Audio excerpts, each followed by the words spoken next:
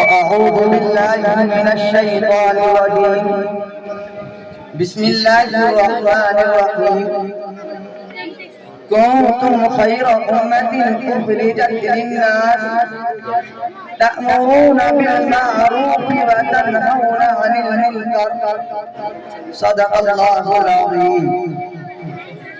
اقادیوں جب بیدار ہوتی ہے جوانوں میں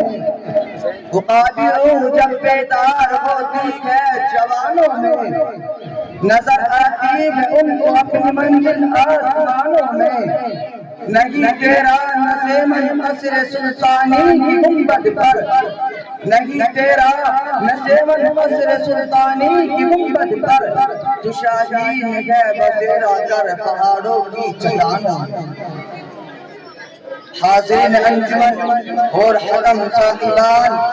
میں اس وقت آپ سے مخاطب ہوں اور خاص طور پر اپنے جوانوں سے مخاطب ہوں ان سے میری یہ درخواست ہے کہ یہ ذرا ہوش میں آئے اور اپنی اہلیت کو پہچانے مسلمانوں اللہ رب العزت نے قرآن کریم کے اندر آپ کے لیے اس پوری امت کے لیے ایک خاص تحفہ عنایت فرمایا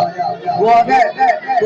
تم خیر امت اخرجت للناس تأمرون بالمعروف وتنهون عن المنکر کہ تم بہترین امت بنا کر پیدا کیے گئے ہو کہ تم بھلائی کا حکم کرتے ہو اور برائی سے روکتے ہو سوچو مسلمانوں رب تمہیں بہترین امت ہونے کا خطاب دے رہا ہے اپنے کلام کے اندر تمہیں یاد کر رہا ہے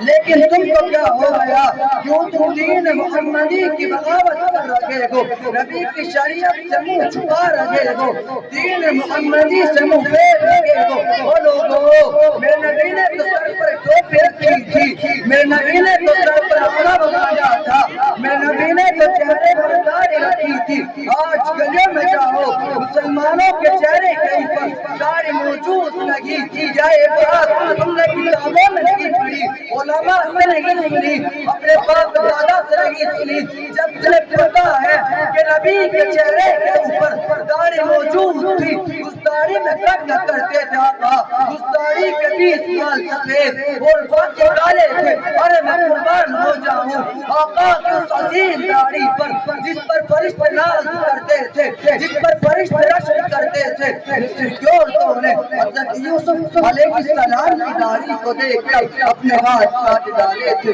رب کعبہ کی قسم اگر میرے کی داڑھی کو دیکھ کے کچھ کر کے ٹکڑی ٹکڑی میرے دوستو اصل حسن کا آقا مدنی کا ہے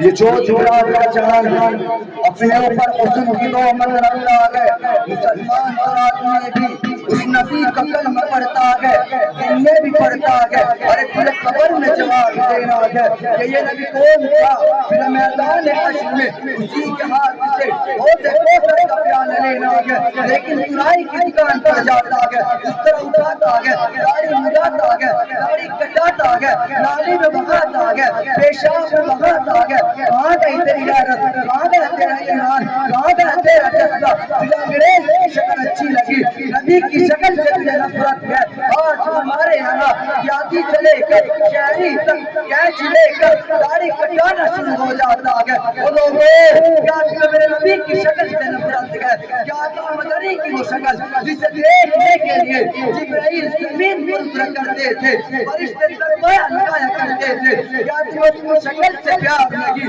کیا نبی سے دشمنی ہے کیا انگریز جیسا چہرہ میرے نبی سے زیادہ خوبصورت ہو گیا سلوار ٹکنے سے اوپر کرنے میں کسی کو موت آ جاتی ہے ارے کچھ نہیں ہوتا جس نے شیطان نام کو بھٹکایا ہم نے نبی کا رستہ چھوڑا تو دنیا کو کہنے کا موقع ملا کہ داڑھی والے ہندوستان میں گھسد گئے وہ لوگوں کیا ملتا کہ کم از کم میرے نبی کی شکل تو اپنے پاس رہنے دیتے آقا مدنی کی سیرت رہنے دیتے کہتے ہیں کہ رکھا نہیں ملتا وہ خدا کی قسم داڑھی والوں سے دیکھ لیا